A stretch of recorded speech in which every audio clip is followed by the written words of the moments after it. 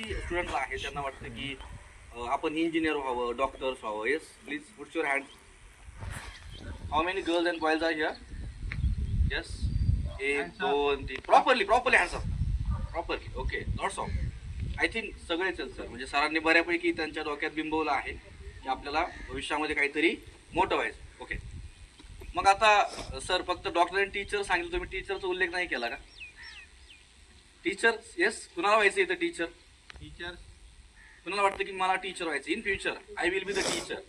Okay, I think girls भरपूर आहेत, boys थोडेसे विचार करतात की काय करावं पुढे, खरंच टीचर व्हायचं आहे का? Okay, good. तर टीचर होणं हे सुद्धा खूप महत्त्वाची गोष्ट आहे. समशेर सर सुद्धा माझ्यासाठी एक टीचर आहे, ॲक्च्युली ते सुद्धा गुरु आहेत माझे.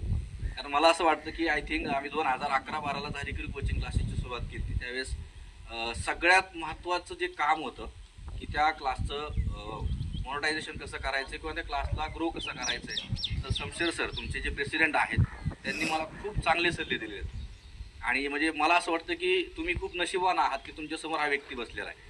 कारण याच व्यक्तीनं मलाही प्रत्येक वेळेस पावलापावलावर टीच केलेलं आहे. सो दॅट्स वाय हे सुद्धा माझ्यासाठी खूप मोठे गुरु आहेत.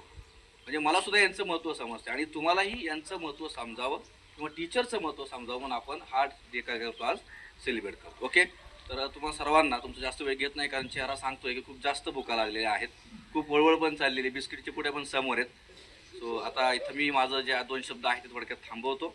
ओके.